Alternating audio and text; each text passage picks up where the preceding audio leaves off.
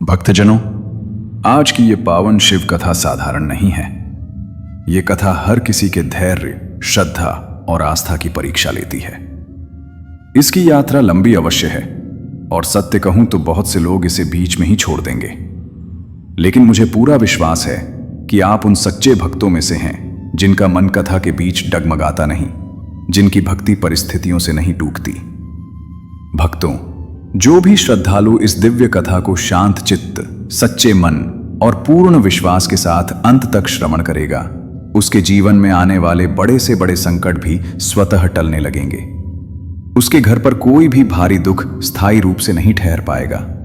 उसके जीवन की परेशानियां धीरे धीरे स्वयं समाप्त होने लगेंगी। उसकी संतानों की आयु, स्वास्थ्य और सौभाग्य में वृद्धि होगी और उसके घर में सदैव देवाधिदेव महादेव की कृपा बनी रहेगी। भक्त बंधुओं, कथा सुनना केवल शब्द सुनना नहीं होता। ये एक ऐसी आध्यात्मिक साधना है जो मनुष्य के भाग्य की दिशा बदल देती है। यही कारण है कि हमारे शास्त्रों में कहा गया है कि पवित्र कथाओं को अधूरा छोड़ना उचित नहीं माना गया। ग्रंथों में यह भी बताया गया है कि जो व्यक्ति श्रद्धा के साथ किसी दिव्य कथा को आरंभ करके उसे बीच में छोड़ देता है, वह अनजाने में अपनी सकारात्मक ऊर्जा और पुण्य फल को स्वयं रोक लेता है। इसलिए भक्तजनों, आपसे हाथ जोड़कर निवेदन है, इस पावन शिव कथा को अंत तक अवश्य सुनिए और अपनी सच्ची भक्ति, विश्वास और महादेव के प्रति प्रेम प्रकट करने के लिए कमेंट में हर हर महादेव अवश्य लिखिए। यह भी एक प्रकार का नाम स्मरण है जिससे भोलेनाथ शीघ्र प्रसन्न होते हैं और अपने भक्तों पर विशेष कृपा बरसाते हैं। भक्तों, आगे बढ़ने से पहले एक छोटा सा निवेदन है। यदि आप शिव भक्ति, भैरव साधना और सच्ची आध्यात्मिक कथाओं से जुड़े रहना चाहते हैं तो हमारे YouTube चैनल भैरव भक्ति को सब्सक्राइब करना बिल्कुल न भूलें। यहां आपको नियमित रूप से शिव कथा, भैरव कथा और मन को शांति देने वाली दिव्य गाथाएं सुनने को मिलती रहेंगी। अब अपने मन को शांत कीजिए, अपने हृदय को श्रद्धा से भर लीजिए, दैनिक चिंताओं को कुछ क्षणों के लिए त्याग दीजिए, क्योंकि अब हम प्रवेश करने जा रहे हैं उस दिव्य कथा में जो आपके भीतर भक्ति का प्रकाश जगाएगी, अहंकार के अंधकार को मिटाएगी और आपको महादेव के और भी समीप ले जाएगी। भक्तों, आज मैं आपको एक ऐसी प्रेरक और सत्य शिव गाथा सुनाने जा रहा हूं जो केवल कहानी नहीं है, बल्कि आत्मा को जागृत करने वाला एक आध्यात्मिक अनुभव है। तो आइए हर हर महादेव का स्मरण करते हुए इस पावन शिव कथा का आरंभ करते हैं। एक समय की बात है, प्रभु महादेव धरती लोक पर अपने भक्तों की भक्ति और लोगों के द्वारा प्रेम देखने गए थे। तब कैलाश पर्वत पर माता पार्वती अपने दोनों पुत्र भगवान कार्तिकेय और भगवान गणेश को शिक्षा दे रही थी। माता पार्वती का स्वर्णिम मुखमंडल करुणा और ममता से भरा हुआ था। उनके नेत्रों में अपार प्रेम और वात्सल्य झलक रहा था। वे अपने दोनों पुत्रों को अत्यंत स्नेह से समझा रही थी कि तुम्हारा कोई भक्त हो या ना हो, पर उसकी सेवा करना तुम्हारा धर्म है। अपने पिता श्री से सीखो कि वो लोगों की कठिनाइयां, कष्ट और दुख हरने के लिए स्वयं धरती लोक पर जाते हैं। वो अपने भक्तों की सारी मनोकामनाएं पूरी करते हैं और उनके दुख, कष्ट और गरीबी दूर करते हैं। माता पार्वती ने आगे कहा कि देखो मेरे लाल, तुम्हारे पिता भगवान शंकर सृष्टि के पालनहार हैं। वे त्रिलोक के स्वामी हैं, फिर भी वे श्मशान में विराजते हैं। उनके गले में सर्पों की माला है, उनका शरीर भस्म से सुशोभित है, किंतु उनका हृदय करुणा और दया से परिपूर्ण है। जब कोई भक्त सच्चे मन से उन्हें पुकारता है तो वे तुरंत उसकी सहायता के लिए दौड़े चले आते हैं। उन्हें ना तो किसी का धन देखना है, ना ही किसी की जाति देखनी है। वे तो केवल भक्ति और सच्चाई देखते हैं। जो भी उन्हें सच्चे मन से पुकारता है वे उसके सारे कष्ट हर लेते हैं। भगवान कार्तिकेय और भगवान गणेश अपनी माता के वचन अत्यंत ध्यान से सुन रहे थे। उनके मुखमंडल पर भक्ति और श्रद्धा का भाव स्पष्ट दिखाई दे रहा था। भगवान गणेश ने अपनी सूंड हिलाते हुए कहा, माता आप सत्य कहती हैं। पिताजी साक्षात दयालुता के सागर हैं। उनके हृदय में समस्त जीवों के प्रति असीम करुणा है। वे सदैव अपने भक्तों की रक्षा करते हैं और उनके दुखों को दूर करते हैं। हम भी उनके समान ही अपने भक्तों की सेवा करने का संकल्प लेते हैं। भगवान कार्तिकेय ने भी अपने हाथ जोड़कर कहा, माता आपके वचन अमृत के समान हैं। हम सदैव पिताजी के आदर्शों का अनुसरण करेंगे और जीवन भर जीवों की सेवा में लगे रहेंगे। हम कभी भी किसी जीव के प्रति क्रूरता नहीं दिखाएंगे और सदैव दया भाव रखेंगे। माता पार्वती अपने पुत्रों के वचन सुनकर अत्यंत प्रसन्न हुई। उन्होंने अपने दोनों पुत्रों को गले से लगा लिया और उनके मस्तक पर स्नेह से हाथ फेरा। उन्होंने कहा, मेरे लाल, मुझे तुम दोनों पर गर्व है। तुम दोनों अपने पिता के योग्य पुत्र हो। तुम्हारी यह भावना सदैव बनी रहे, यही मेरी कामना है। तभी कुछ ही क्षणों में आकाश में दिव्य प्रकाश फैलने लगा। सुगंधित पुष्पों की सुगंध चारों ओर फैल गई। मंद मंद पवन बहने लगी और पक्षियों ने मधुर स्वर में गान करना आरंभ कर दिया। देवताओं ने आकाश से पुष्प वर्षा करनी शुरू कर दी। ये सब संकेत थे कि प्रभु महादेव कैलाश पर्वत पर पधार रहे हैं। प्रभु महादेव कैलाश पर्वत पर आए। उनका तेजोमय स्वरूप अत्यंत दिव्य था। उनके मस्तक पर चंद्रमा की शीतल किरणें शोभायमान थी। उनकी जटाओं से पवित्र गंगा की धारा प्रवाहित हो रही थी। उनके नेत्रों में अपार शांति और गहन ज्ञान का भंडार था। उनके त्रिशूल से दिव्य प्रकाश निकल रहा था। उनके गले में रुद्राक्ष की माला सुशोभित थी। उनके शरीर पर चिता की भस्म लगी हुई थी, जो उनकी वैराग्यता का प्रतीक थी। उनके साथ उनका प्रिय वाहन नंदी भी था, जो अत्यंत विशाल और शक्तिशाली था। नंदी की आंखों में अपने स्वामी के प्रति अपार भक्ति और समर्पण का भाव था। माता पार्वती ने अपने पति के आगमन पर तुरंत उनका स्वागत किया। उन्होंने अपने कोमल हाथों से आचमन का जल लिया और भगवान शिव के चरणों में अर्पित किया। भगवान गणेश और भगवान कार्तिकेय ने भी अपने पिता के चरणों में प्रणाम किया। प्रभु महादेव ने अपने दोनों पुत्रों को आशीर्वाद दिया और माता पार्वती की ओर स्नेहपूर्वक देखा। माता पार्वती ने पूछा, प्रभु, आप धरती लोक से कैसे लौटे? क्या आपके भक्त प्रसन्न हैं? क्या उन्हें कोई कष्ट तो नहीं है? आपने उनकी सारी मनोकामनाएं पूर्ण कर दी है ना? प्रभु महादेव ने गंभीर स्वर में कहा, हे देवी, मैंने धरती लोक पर जाकर अपने भक्तों की स्थिति देखी है। कुछ भक्त तो अत्यंत श्रद्धा और विश्वास से मेरी पूजा अर्चना करते हैं। वे सच्चे मन से मुझे पुकारते हैं और मैं उनके समस्त कष्ट दूर कर देता हूं। परंतु कुछ ऐसे भी मनुष्य हैं जो केवल दिखावे के लिए पूजा करते हैं। उनके हृदय में सच्ची भक्ति नहीं है। वे केवल अपने स्वार्थ की पूर्ति के लिए देवताओं को पुकारते हैं। ऐसे लोगों को मैं कभी भी अपना आशीर्वाद नहीं देता। माता पार्वती ने पूछा, प्रभु, तो क्या सच्ची भक्ति और दिखावटी भक्ति में इतना अंतर है? प्रभु महादेव ने कहा, हां देवी, सच्ची भक्ति वो है जो हृदय से निकलती है, जिसमें कोई स्वार्थ नहीं होता, जो केवल प्रेम और समर्पण से भरी होती है। ऐसी भक्ति अत्यंत ज्ञानवर्धक है। हम आपसे ये जानना चाहते हैं कि क्या आपने धरती लोक पर कोई ऐसा भक्त देखा जिसकी भक्ति ने आपको प्रभावित किया हो? क्या आपने किसी ऐसे भक्त को अपना आशीर्वाद दिया हो जो अत्यंत निर्धन और कष्टों से घिरा हुआ था? प्रभु महादेव के मुखमंडल पर एक दिव्य मुस्कान आई। उन्होंने कहा, हां पुत्र, मैंने ऐसे अनेक भक्तों को देखा है जिन्होंने अपनी सच्ची भक्ति से मुझे प्रसन्न किया है। मैं तुम्हें एक ऐसे ही भक्त की कथा सुनाता हूं जिसने अपनी अटूट श्रद्धा और विश्वास से मुझे अत्यंत प्रभावित किया था। ये कथा सुनकर तुम्हें यह ज्ञात हो जाएगा कि सच्ची भक्ति में कितनी शक्ति होती है और कैसे एक सच्चा भक्त अपनी भक्ति के बल पर सारे संसार को जीत सकता है। माता पार्वती और दोनों पुत्र अत्यंत उत्सुकता से प्रभु महादेव की ओर देखने लगे। वे सभी इस दिव्य कथा को सुनने के लिए अत्यंत उत्सुक थे। प्रभु महादेव ने अपनी आंखें बंद कर लीं और ध्यान की मुद्रा में बैठ गए। कुछ क्षणों के पश्चात उन्होंने अपनी आंखें खोली और कथा सुनाना आरंभ किया। प्रभु महादेव ने कहा, यह कथा उस समय की है जब धरती पर धर्म और अधर्म के बीच संघर्ष चल रहा था। उस समय एक छोटे से गांव में एक अत्यंत निर्धन ब्राह्मण रहता था। उसका नाम देवदास था। देवदास अत्यंत सरल हृदय का व्यक्ति था। उसके पास ना तो कोई धन संपत्ति थी और ना ही कोई भूमि। वो अपनी पत्नी और 2 छोटे बच्चों के साथ एक छोटी सी झोपड़ी में रहता था।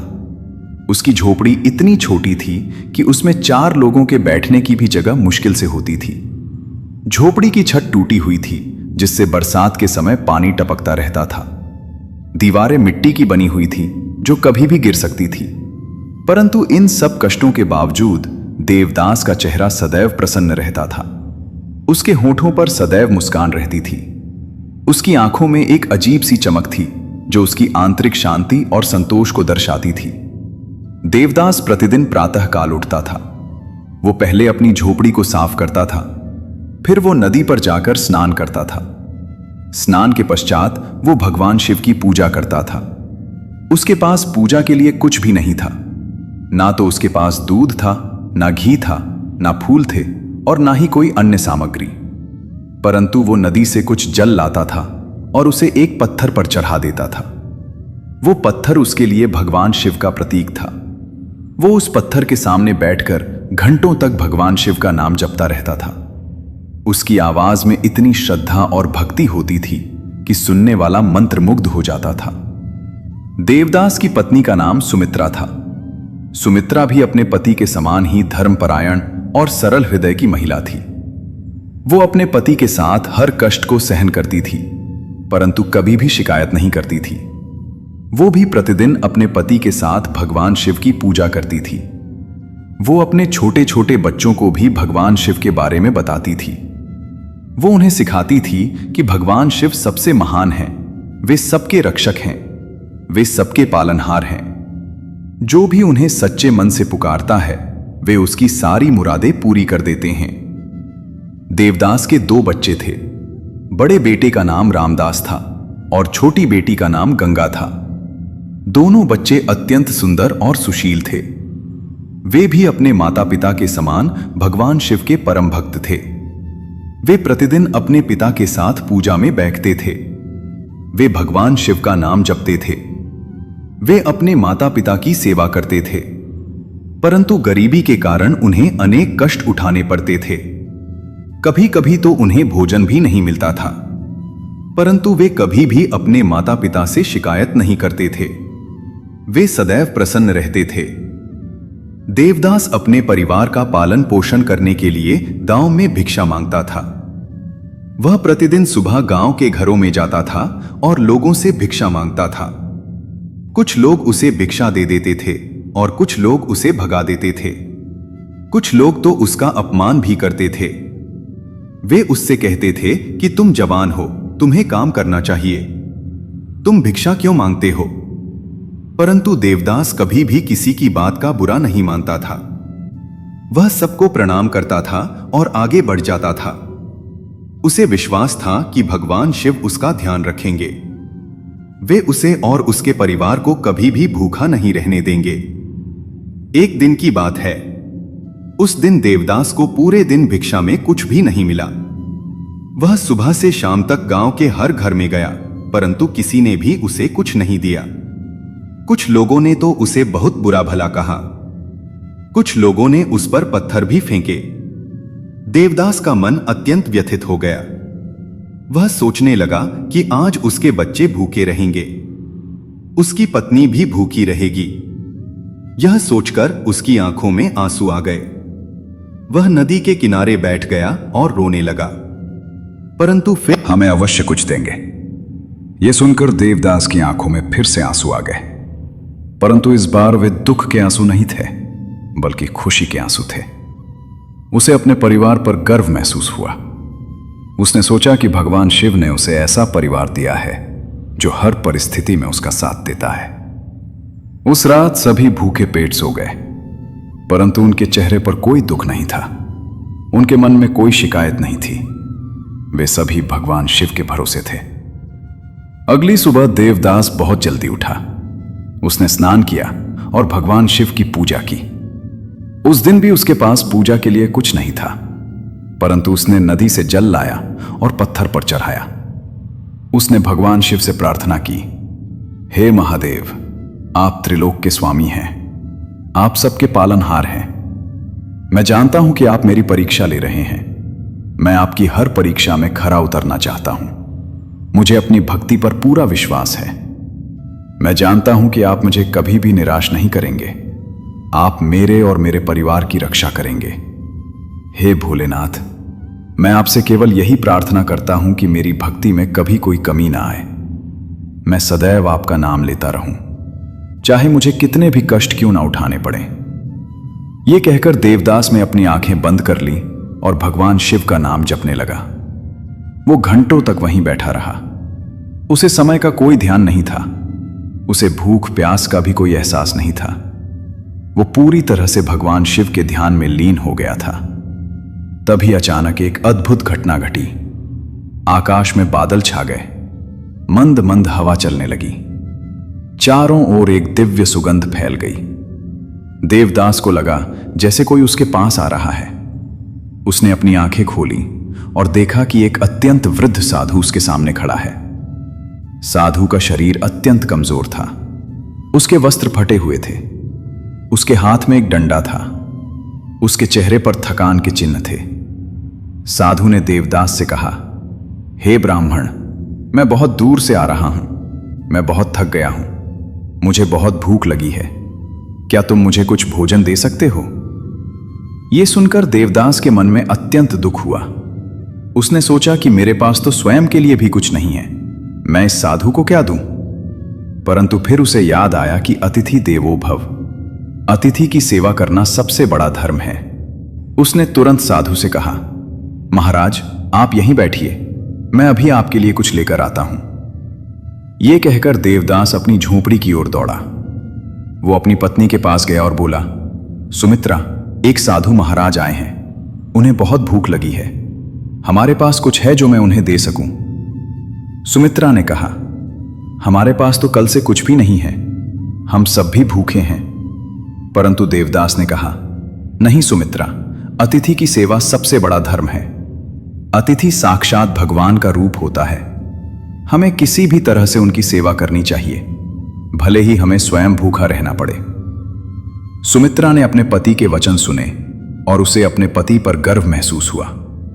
उसने कहा, आप ठीक कहते हैं, मैं देखती हूं कि घर में कुछ है या नहीं।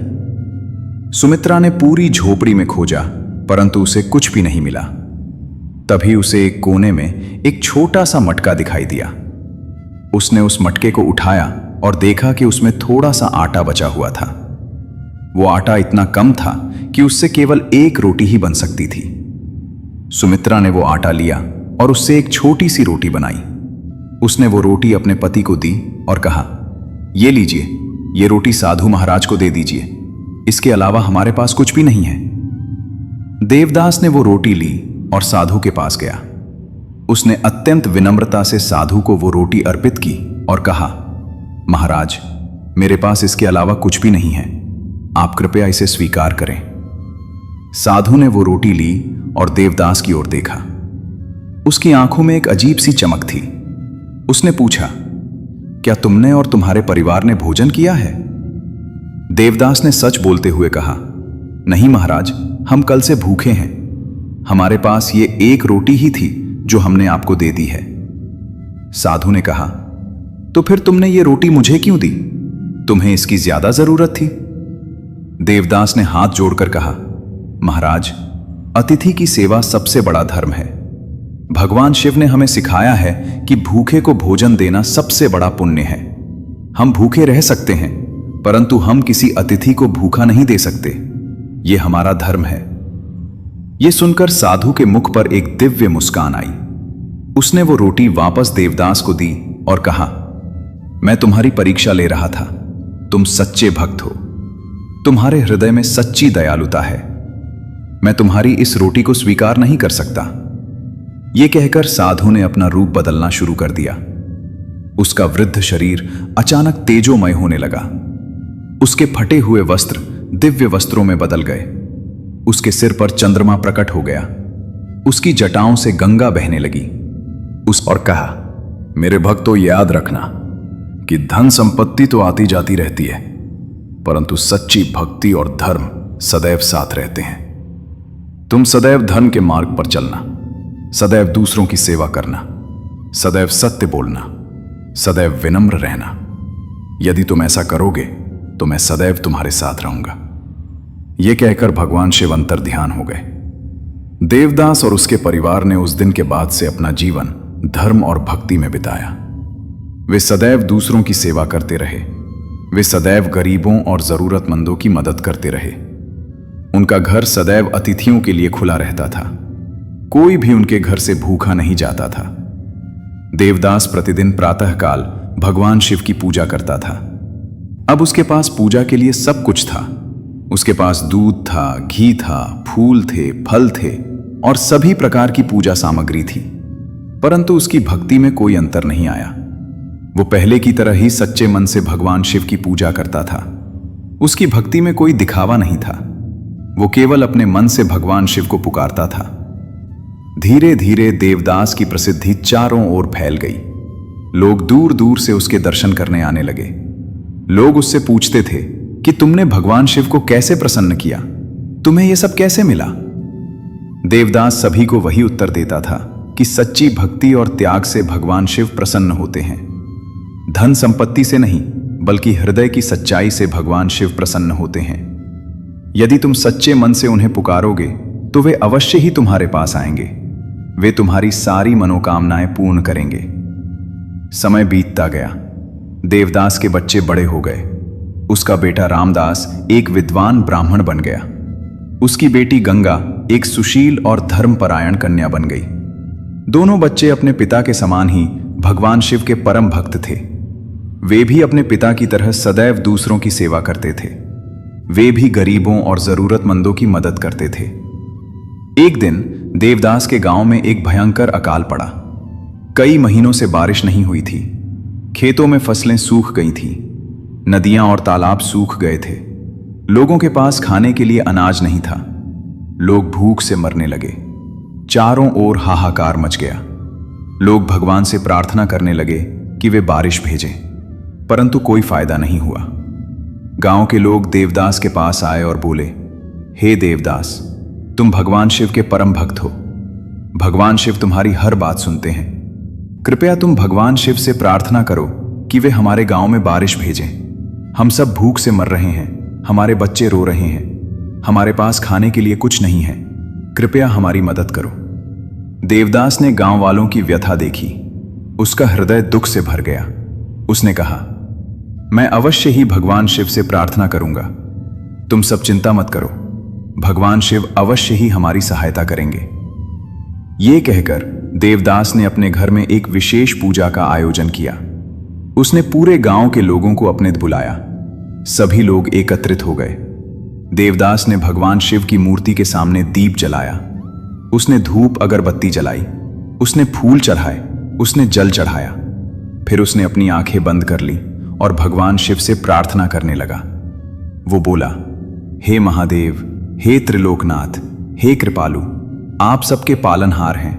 आप सबके रक्षक हैं। हमारे गांव पर भयंकर संकट आ गया है। अकाल पड़ गया है।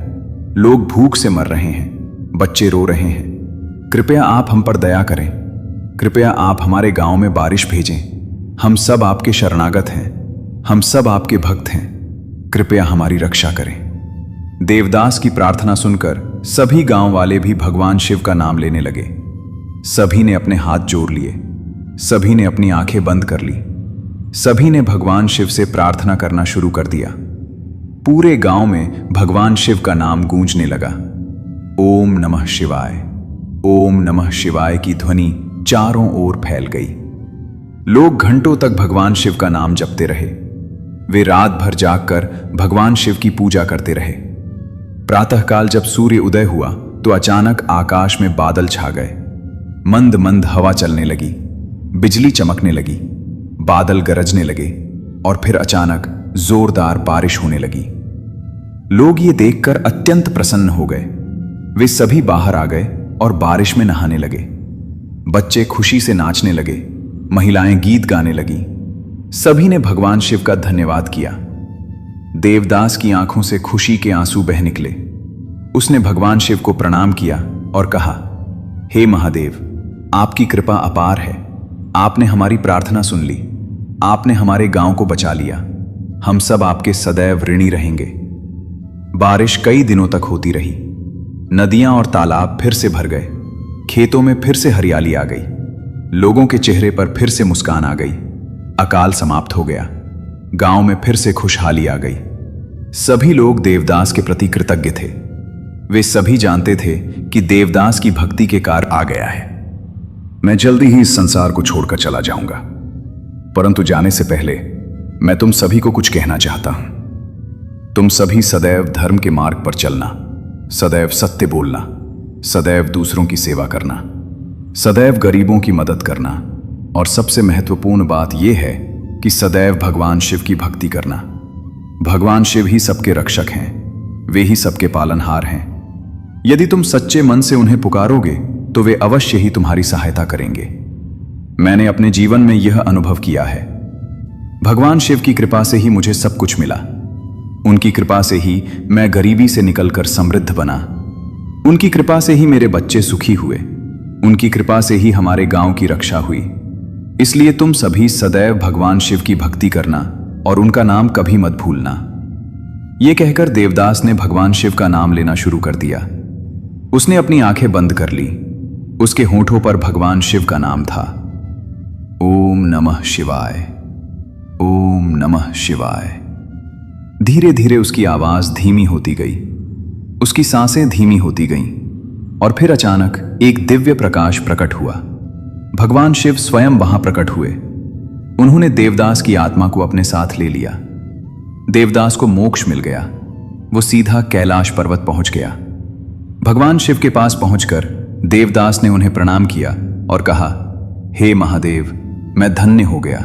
आपने मुझे अपने पास बुला लिया। मैं जन्म जन्मांतर तक आपका भक्त रहूंगा। भगवान शिव ने मुस्कुराते हुए कहा, तुम मेरे सच्चे भक्त हो। तुमने अपने पूरे जीवन में कभी भी धर्म का मार्ग नहीं छोड़ा। तुमने सदैव दूसरों की सेवा की। तुमने सदैव सत्य का साथ दिया। इसलिए अब तुम यहां कैलाश पर मेरे साथ रहोगे। तुम्हें फिर से जन्म लेने की आवश्यकता नहीं होगी। तुम्हें मोक्ष मिल गया है। प्रभु महादेव ने यहां तक कथा सुनाई और फिर रुक गए। माता पार्वती और दोनों पुत्र अत्यंत भावुक हो गए थे। उनकी आंखों में आंसू थे। भगवान गणेश ने कहा, पिताजी, ये कथा अत्यंत प्रेरणादायक है। इससे हमें यह शिक्षा मिलती है कि सच्ची भक्ति में अपार शक्ति होती है। एक सच्चा भक्त किसी भी परिस्थिति में अपना धैर्य नहीं खोता। वो सदैव भगवान पर विश्वास रखता है। भगवान कार्तिकेय ने कहा, पिताजी, हम भी देवदास के समान बनना चाहते हैं। हम भी सदैव धर्म के मार्ग पर चलेंगे। हम भी सदैव दूसरों की सेवा करेंगे। माता पार्वती ने कहा, प्रभु, ये कथा सुनकर मेरा हृदय गदगद हो गया। सच में आप अत्यंत दयालु हैं। आप अपने भक्तों की इतनी चिंता करते हैं। आप उनके लिए कुछ भी कर सकते हैं। प्रभु महादेव ने कहा, हां देवी, मैं अपने भक्तों से अत्यंत प्रेम करता हूं। वे मुझे अत्यंत प्रिय हैं। जो भी मुझे सच्चे मन से पुकारता है, मैं उसके पास अवश्य जाता हूं। मैं उसकी सारी समस्याओं का समाधान कर देता हूं। परंतु जो व्यक्ति केवल दिखावे के लिए पूजा करता है, जो अपने मन में कपट रखता है, उसे मैं कभी भी स्वीकार नहीं करता। भगवान शिव ने आगे कहा, देखो, देवदास की कथा से हमें यह भी शिक्षा मिलती है कि भक्ति करने के लिए धन संपत्ति की आवश्यकता नहीं होती। देवदास के पास कुछ भी नहीं था। उसके पास पूजा के लिए कोई सामग्री नहीं थी, परंतु उसके हृदय में सच्ची भक्ति थी। उसके मन में विश्वास था। उसकी आत्मा शुद्ध थी। इसलिए मैं उसके पास गया। मैंने उसकी सारी मनोकामनाएं पूर्ण कर दी। इसलिए हे मेरे पुत्रों, तुम भी सदैव याद रखना कि भक्ति हृदय से होती है, ना कि धन से। एक गरीब व्यक्ति भी यदि सच्चे मन से पूजा करता है तो वो मुझे प्राप्त कर सकता है, और एक धनी व्यक्ति यदि केवल दिखावे के लिए पूजा करता है तो वो मुझे कभी प्राप्त नहीं कर सकता। भगवान गणेश ने पूछा, पिताजी, क्या आपने धरती पर कोई और भी ऐसा भक्त देखा जिसने अपनी भक्ति से आपको प्रसन्न किया हो? प्रभु महादेव ने कहा, देखे हैं। मैं तुम्हें एक और कथा सुनाता हूं। यह कथा एक महिला भक्त की है जिसने अपनी अटूट श्रद्धा से मुझे अत्यंत प्रभावित किया था। उस महिला का नाम शांति था। शांति एक गरीब परिवार की महिला थी। उसका विवाह एक किसान से हुआ था। उसके पति का नाम रामू था। रामू एक ईमानदार और मेहनती किसान था। वो प्रतिदिन अपने खेत में काम करता था, परंतु उसके पास बहुत कम जमीन थी। उस जमीन से इतनी फसल नहीं होती थी कि परिवार का पालन पोषण हो सके। इसलिए रामू को दूसरों के खेतों में मजदूरी भी करनी पड़ती थी। शांति भी अपने पति के साथ खेतों में काम करती थी। वो घर का सारा काम करती थी। वो खाना बनाती थी, वो कपड़े धोती थी, वो घर की सफाई करती थी, और इन सब कामों के बाद भी वो अपने पति के साथ खेत में जाती थी और उसकी मदद करती थी। शांति की कोई संतान नहीं थी। ये उसके जीवन का सबसे बड़ा दुख था। वो सदैव संतान की कामना करती रहती थी। उसने अनेक मंदिरों में जाकर प्रार्थना की, उसने अनेक व्रत रखे, उसने अनेक पूजा पाठ करवाए। होगा, हमें धैर्य रखना चाहिए। एक दिन शांति एक बूढ़ी महिला से मिली। वो बूढ़ी महिला अत्यंत ज्ञानी थी। उसने अपना पूरा जीवन भगवान की भक्ति में बिताया था। शांति ने उस बूढ़ी महिला को अपनी सारी व्यथा सुनाई। उसने बताया कि उसे कितना दुख है, उसे कितनी पीड़ा है, उसे संतान का सुख क्यों नहीं मिल रहा है। बूढ़ी महिला ने शांति की बात ध्यान से सुनी। फिर उसने शांति को समझाया कि बेटी, तुम निराश मत हो। भगवान शिव सबसे दयालु हैं। वे अपने भक्तों की सारी मनोकामनाएं पूर्ण करते हैं। तुम सोमवार के दिन व्रत रखो। तुम पूरी श्रद्धा से भगवान शिव की पूजा करो। तुम उन्हें सच्चे मन से पुकारो। मैं विश्वास दिलाती हूं कि भगवान शिव अवश्य ही तुम्हारी मनोकामना पूर्ण करेंगे। तुम्हें संतान का सुख अवश्य मिलेगा। बूढ़ी महिला की बात सुनकर शांति के मन में आशा की एक किरण जगी। उसने सोचा कि क्यों ना मैं भी भगवान शिव की पूजा करूं, शायद वे मेरी मनोकामना पूर्ण कर दें। उस दिन से शांति ने सोमवार का व्रत रखना शुरू कर दिया। वो प्रत्येक सोमवार को प्रातःकाल उठती थी। वो स्नान करती थी। वो साफ सुथरे वस्त्र पहनती थी। फिर वो भगवान शिव की पूजा करती थी। उसके पास पूजा के लिए बहुत कम सामग्री होती थी। कभी कभी तो उसके पास कुछ भी नहीं होता था, परंतु वो फिर भी पूजा करती थी। वो नदी से जल लाती थी और भगवान शिव को अर्पित करती थी। वो जंगल से फूल तोड़ लाती थी और भगवान शिव को अर्पित करती थी। वो जंगल से फूल तोड़ लाती थी और भगवान शिव को अर्पित करती थी। वो जंगल से फूल तोड़ लाती थी और भगवान शिव को अर्पित करती थी। वो जंगल से फूल तोड़ लाती थी और भगवान शिव को अर्पित करती थी। वो जंगल से फूल तोड़ लाती थी और भगवान शिव को अर्पित करती थी। वो जंगल से फूल तोड़ लाती थी और भगवान शिव को अर्पित करती थी। वो जंगल से फूल तोड़ लाती थी और भगवान शिव को अर्पित करती थी। वो जंगल से फूल तोड़ लाती थी और भगवान शिव को अर्पित करती थी। वो जंगल से फूल तोड़ लाती थी और भगवान शिव को अर्पित करती थी। वो जंगल से फूल तोड़ लाती थी और भगवान शिव को अर्पित करती थी। वो जंगल से फूल तोड़ लाती थी और भगवान शिव को अर्पित करती थी। वो जंगल से फूल तोड़ लाती थी और भगवान शिव को अर्पित करती थी। वो जंगल से फूल तोड़ लाती थी और भगवान शिव को अर्पित करती थी। वो जंगल से फूल तोड़ लाती थी और भगवान शिव को अर्पित करती थी। वो जंगल से फूल तोड़ लाती थी और भगवान शिव को अर्पित करती थी। वो जंगल से फूल तोड़ लाती थी और भगवान शिव को अर्पित करती थी। वो जंगल से फूल तोड़ लाती थी और भगवान शिव को अर्पित करती थी।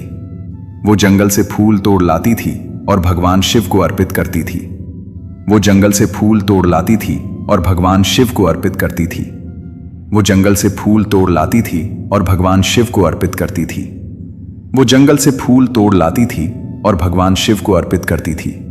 वो जंगल से फूल तोड़ लाती थी और भगवान शिव को अर्पित करती थी। वो जंगल से फूल तोड़ लाती थी और भगवान शिव को अर्पित करती थी। वो जंगल से फूल तोड़ लाती थी और भगवान शिव को अर्पित करती थी। वो जंगल से फूल तोड़ लाती थी और भगवान शिव को अर्पित करती थी। वो जंगल से फूल तोड़ लाती थी और भगवान शिव को अर्पित करती थी। वो जंगल से फूल तोड़ लाती थी और भगवान शिव को अर्पित करती थी।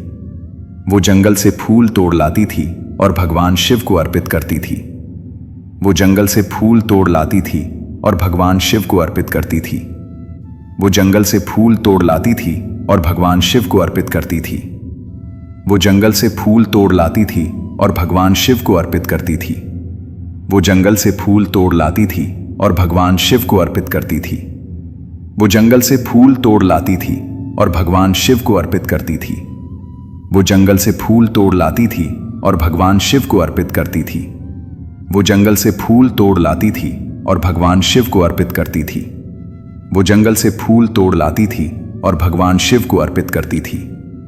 वो जंगल से फूल तोड़ लाती थी और भगवान शिव को अर्पित करती थी। वो जंगल से फूल तोड़ लाती थी और भगवान शिव को अर्पित करती थी। वो जंगल से फूल तोड़ लाती थी और भगवान शिव को अर्पित करती थी। वो जंगल से फूल तोड़ लाती थी और भगवान शिव को अर्पित करती थी। वो जंगल से फूल तोड़ लाती थी और भगवान शिव को अर्पित करती थी। वो जंगल से फूल तोड़ लाती थी और भगवान शिव को अर्पित करती थी। वो जंगल से फूल तोड़ लाती थी और भगवान शिव को अर्पित करती थी। वो जंगल से फूल तोड़ लाती थी और भगवान शिव को अर्पित करती थी। वो जंगल से फूल तोड़ लाती थी और भगवान शिव को अर्पित करती थी। वो जंगल से फूल तोड़ लाती थी और भगवान शिव को अर्पित करती थी। वो जंगल से फूल तोड़ लाती थी और भगवान शिव को अर्पित करती थी। वो जंगल से फूल तोड़ लाती थी और भगवान शिव को अर्पित करती थी। वो जंगल से फूल तोड़ लाती थी और भगवान शिव को अर्पित करती थी। वो जंगल से फूल तोड़ लाती थी और भगवान शिव को अर्पित करती थी। वो जंगल से फूल तोड़ लाती थी और भगवान शिव को अर्पित करती थी। वो जंगल से फूल तोड़ लाती थी और भगवान शिव को अर्पित कर धैर्य नहीं खोया। तुमने कभी भी मुझ पर से विश्वास नहीं हटाया। लोगों ने तुम्हारा मजाक उड़ाया, परंतु तुमने किसी की बात पर ध्यान नहीं दिया। तुम्हारी ये अटूट श्रद्धा और विश्वास ने मुझे अत्यंत प्रसन्न किया है, इसलिए मैं स्वयं तुम्हारे पास आया हूं। अब तुम जो भी वरदान मांगोगी मैं तुम्हें दूंगा। शांति ने हाथ जोड़कर कहा, हे महादेव, मुझे तो बस एक ही वरदान चाहिए। मुझे संतान का सुख दीजिए।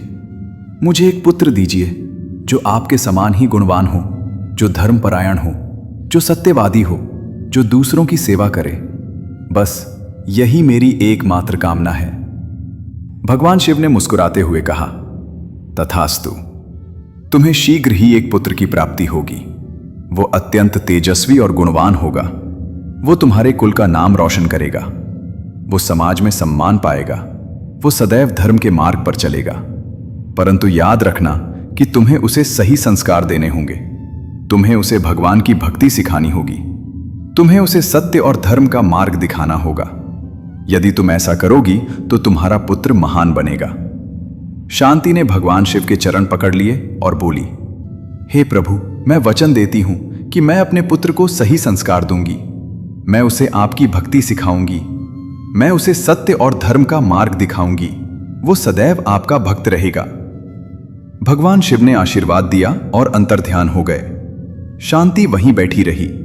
उसे अभी भी विश्वास नहीं हो रहा था कि जो कुछ हुआ वह सच है। उसके पति रामू ने यह सब देखा था। वह भी भगवान शिव के दर्शन कर चुका था। वह भी अत्यंत प्रसन्न था। उसने अपनी पत्नी को गले से लगाया और कहा, तुम्हारी भक्ति सफल हुई। भगवान शिव ने तुम्हें आशीर्वाद दिया है। अब हमें शीघ्र ही संतान का सुख मिलेगा। कुछ महीनों के पश्चात शांति गर्भवती हो गई। यह समाचार सुनकर पूरे गांव में खुशी की लहर दौड़ गई। जिन लोगों ने शांति का मजाक उड़ाया था वे सभी अब शर्मिंदा थे। वे सभी अब शांति की प्रशंसा करने लगे। वे कहने लगे कि शांति की भक्ति सच्ची थी। भगवान शिव ने उसकी मनोकामना पूर्ण कर दी। 9 महीने के पश्चात शांति ने एक अत्यंत सुंदर पुत्र को जन्म दिया। वह पुत्र इतना सुंदर था कि देखने वाला देखता ही रह जाता था। उसकी आंखें बड़ी बड़ी थीं, उसका मुखमंडल दिव्य था। उसके शरीर से एक विशेष तेज निकल रहा था। शांति और रामू अत्यंत प्रसन्न थे। उन्होंने अपने पुत्र का नाम शिवदास रखा। शिवदास के जन्म के साथ ही उनके घर में खुशहाली आ गई। रामू के खेत में अच्छी फसल होने लगी। उनकी आर्थिक स्थिति साथे बजना होंगे उनके भगवान मिलियो गर जाता था। वह भगवान की तीरे बदना है, वह प्रभ शिफ्तर है। वह प्रगवान के पथना उनके सगा बरदा है। सुधरने लगी, लोग उनका सम्मान करने लगे। शांति ने अपने वचन के अनुसार अपने पुत्र को भगवान शिव की भक्ति सिखाई। वह प्रतिदिन शिवदास को भगवान शिव की कथाएं सुनाती थी। वह उसे भगवान शिव की पूजा सिखाती थी। वह उसे सत्य और धर्म का मार्ग दिखाती थी। शिवदास बचपन से ही अत्यंत बुद्धिमान और गुणवान था। वह सदैव सत्य बोलता था।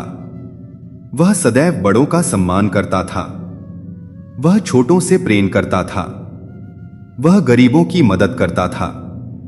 जब शिवदास 10 वर्ष का हुआ तो एक दिन उसने अपनी माता से पूछा, माता, मैं जानना चाहता हूं कि मेरा जन्म कैसे हुआ। क्या मेरे जन्म के पीछे कोई विशेष कारण है? शांति ने अपने पुत्र को गोद में बिठाया और पूरी कथा सुनाई। उसने बताया कि कैसे उसने 1 वर्ष तक सोमवार का व्रत रखा था, कैसे भगवान शिव ने उसे दर्शन दिए थे, कैसे भगवान शिव ने उसे वरदान दिया था। यह कथा सुनकर शिवदास की आंखों में आंसू आ गए। उसने अपनी माता से कहा, माता, आपने मेरे लिए इतना कष्ट उठाया, आपने भगवान शिव की इतनी भक्ति की, मैं आपका सदैव ऋणी रहूंगा। मैं वचन देता हूं कि मैं सदैव भगवान शिव का भक्त रहूंगा। मैं सदैव धर्म के मार्ग पर चलूंगा। मैं कभी भी आपको निराश नहीं करूंगा। उस दिन से शिवदास ने भी सोमवार का व्रत रखना शुरू कर दिया। वह प्रत्येक सोमवार को भगवान शिव की पूजा करता था। वह उनसे प्रार्थना करता था कि हे महादेव, आपने मेरी माता की मनोकामना। दुख और कष्ट मिलता है, हमें प्रेम और सद्भावना से रहना चाहिए। शिवदास की बातों का दोनों परिवारों पर गहरा प्रभाव पड़ा। उन्होंने अपना झगड़ा खत्म कर दिया। उन्होंने एक दूसरे से माफी मांगी। उन्होंने प्रण लिया कि वे अब कभी नहीं लड़ेंगे। इस घटना के बाद शिवदास की प्रसिद्धि दूर दूर तक फैल गई। लोग दूर दूर से उसके पास आने लगे। कुछ लोग अपनी समस्याओं का समाधान लेने आते थे, तो कुछ लोग केवल उसके दर्शन करने आते थे। शिवदास सभी की मदद करता रहा। उसने अपना पूरा जीवन समाज की सेवा में बिता दिया। प्रभु महादेव ने यहां तक कथा सुनाई और फिर गंभीर स्वर में कहा, इसलिए हे मेरे पुत्रों और देवी पार्वती, ये दोनों कथाएं हमें यह सिखाती हैं कि सच्ची भक्ति में अपार शक्ति होती है। देवदास हो या शांति, दोनों ने अपनी अटूट श्रद्धा और विश्वास से मुझे प्रसन्न किया। उन्होंने कभी भी धैर्य नहीं खोया। उन्होंने कभी भी मुझ पर से विश्वास नहीं हटाया। उन्होंने अपने कष्टों को सहन किया, परंतु अपनी भक्ति नहीं छोड़ी। मैं ऐसे ही भक्तों को सदैव अपना आशीर्वाद देता हूं।